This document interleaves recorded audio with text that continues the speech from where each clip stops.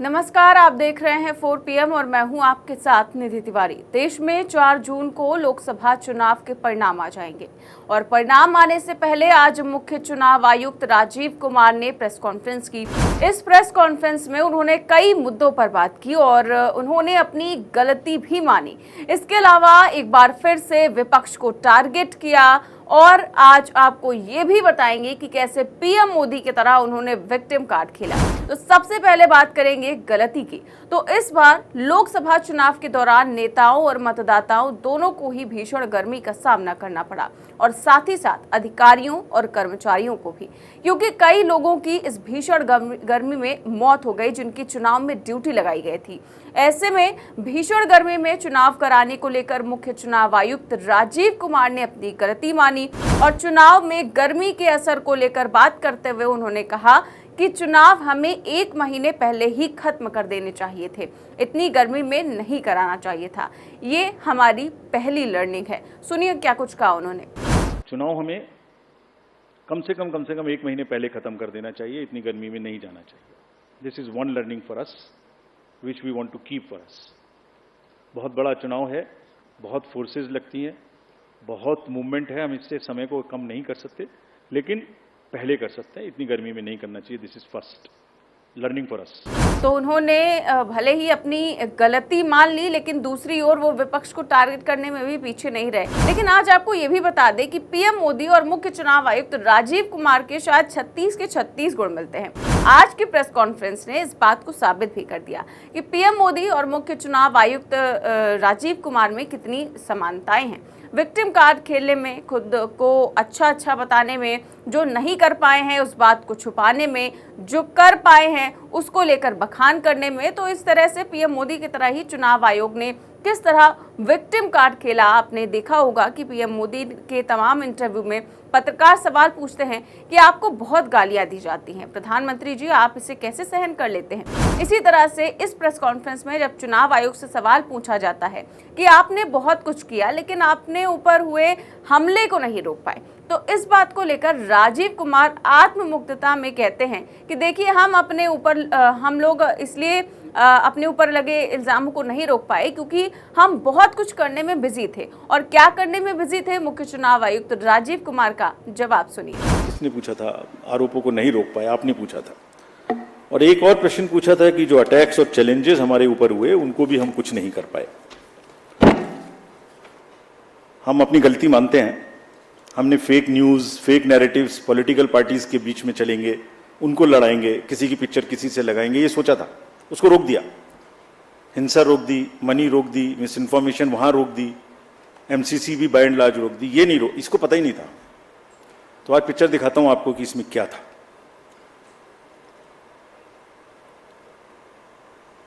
एक पैटर्न था,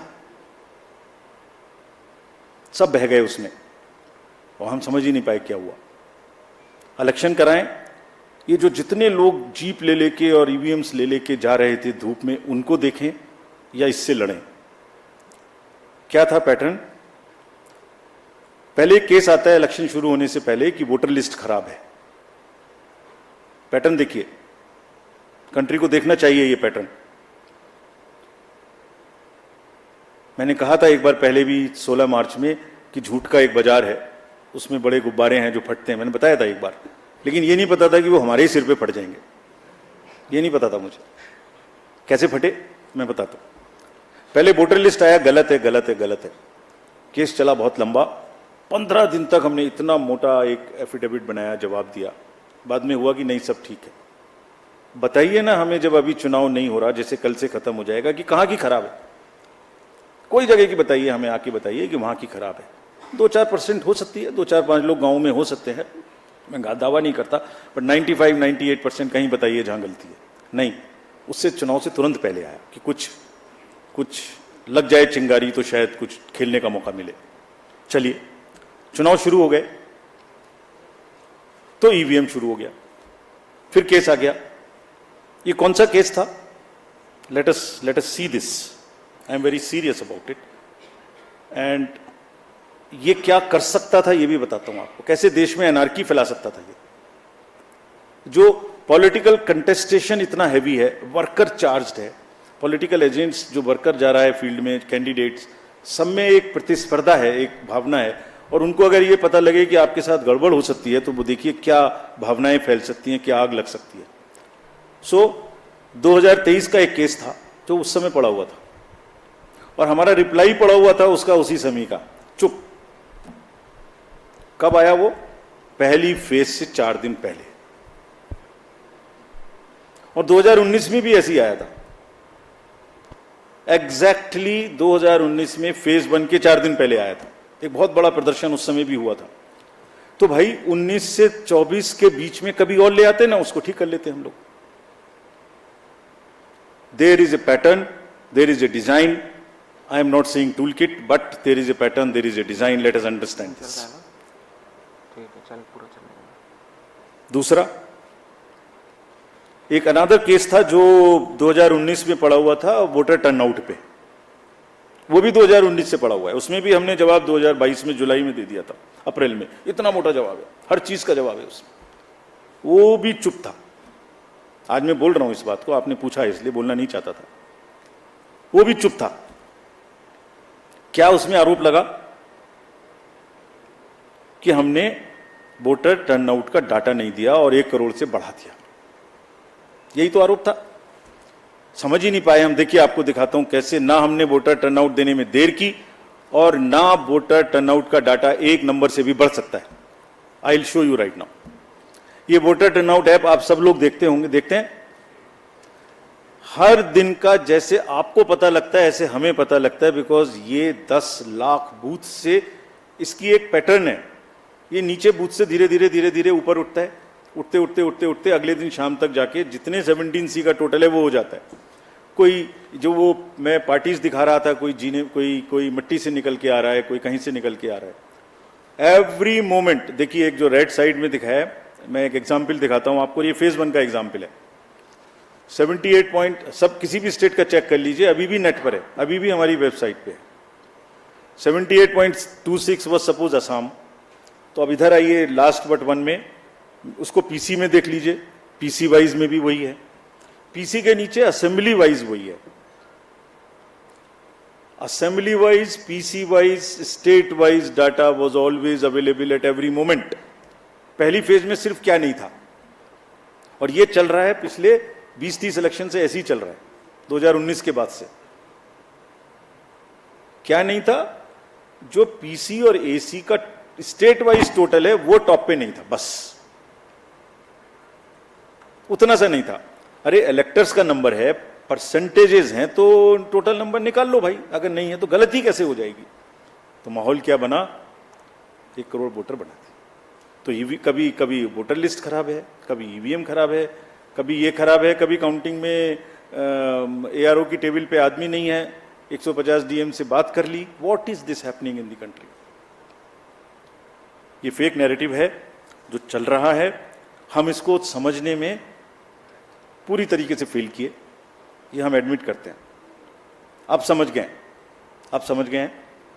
तो जो आपने हमसे लर्निंग पूछी, तो हमारी इसकी बार की 3 लर्निंग है। ये भी हम अपफ्रंट एडमिट करते हैं। चुनाव हमें कम से कम 1 महीने पहले खत्म कर देना चाहिए, इतनी गर्मी में नहीं जाना चाहिए। This is one learning for us which we want to keep for us.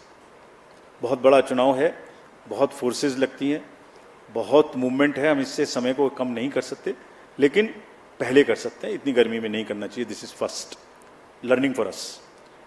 Second, इस फेक नैरेटिव को लड़ने के लिए और एक और इसके लिए हमें तैयारी करनी चाहिए। और एक चीज़ और है, वो भी मैं आपको फ्रंट बताता हूँ। आज हमने एक्सपेक्ट किया था कि ये देश की सीमाओं के बाहर से ये अटैक होंगे। हमने सोचा था, उसके इंतजाम हमने कर लिए थे, नहीं हुआ। मैं टेक्निकली बता नहीं सकता क्या इंतजाम किए थे, बट हमने इंतजाम कर लिए थे, लेकिन अपने में ही हो गया। फिर आप कहेंगे कि फिर मैंने इस पर भी कुछ लिखा था, कहे तो मैं सुनाता हूं।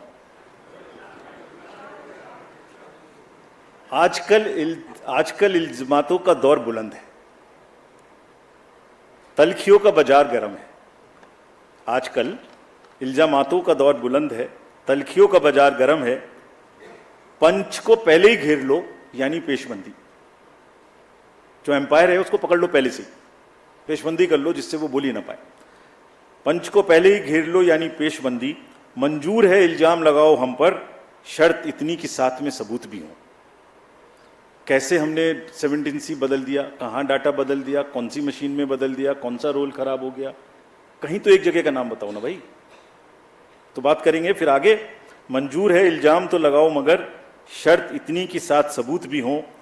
गोया कोई तो बात है, गोया कोई तो बात है, हर बार मुद्दई वही, कचहरी वही, गवाह कोई नहीं।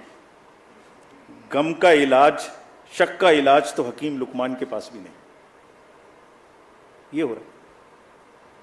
तो मुख्य चुनाव आयुक्त ने शायरी सुनाते हुए किस तरह विपक्षी दलों को टारगेट किया, खुद की तारीफ करते हुए, कटाक्ष करते हुए वो कहते हैं कि अपने ऊपर हमलों पर हमने ज्यादा ध्यान नहीं दिया क्योंकि हमारा ध्यान बाकी चीजों पर था। चुनाव आचार संहिता का उल्लंघन ना होने पाए इस बात को लेकर था। विपक्षी दलों पर बार बार कटाक्ष किया उन्होंने और एम फैक्टर को लेकर चुनाव आयोग ने किस तरह से विक्टिम कार्ड खेला आपने देखा। लेकिन अगर आप इतने ही सक्षम थे तो आप एक बात बताइए, प्रधानमंत्री मोदी ने कई ऐसे भाषण दिए जिसे आपने स्टार कैंपेनर लिखते हुए जेपी नड्डा के नाम लिखी चिट्ठी में इंगित भी किया, लेकिन ऐसा भाषण देश समाज के लिए अच्छे नहीं है। क्या आपने कोई एक्शन लिया? आप विपक्षी दलों से लगातार सबूत मांग रहे हैं। प्रधानमंत्री के बयान इतिहास में भी हमेशा सबूत के तौर पर जिंदा रहेंगे कि देश के प्रधानमंत्री ने खुल्लम खुल्ला चुनाव आचार संहिता का उल्लंघन किया, उसकी धज्जियां उड़ाई और प्रधानमंत्री के ऐसे बयानों पर आप चुपचाप तमाशा देखते रहे।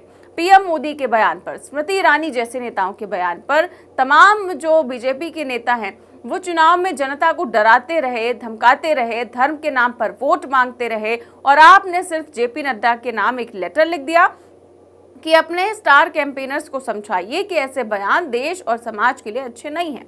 तो हकीम लुकमान का उदाहरण देने से पहले, विपक्षी नेताओं पर शायरी सुनाने से पहले आपको ये बात बतानी चाहिए थी कि चुनाव आचार संहिता का उल्लंघन करने पर आपने बड़े बड़े नेताओं के खिलाफ क्या किया। जबकि चुनाव से पहले भी की प्रेस कॉन्फ्रेंस में आपने ये दावा किया था कि कोई कितना भी बड़ा नेता क्यों ना हो, अगर वो नफरत फैलाएगा तो बर्दाश्त नहीं किया जाएगा। तो आखिरकार आपने कैसे बर्दाश्त कर लिया? खुद की तारीफ तो कर गए, विपक्षी नेताओं पर शायरी भी सुना गए, लेकिन सत्ता वाले नेताओं पर धर्म की राजनीति करने को लेकर आपने क्या कुछ किया? क्या आपने ये बताया है? बिल्कुल नहीं बताया है, क्योंकि पूरी प्रेस कॉन्फ्रेंस आपके सामने है, आप सुन सकते हैं।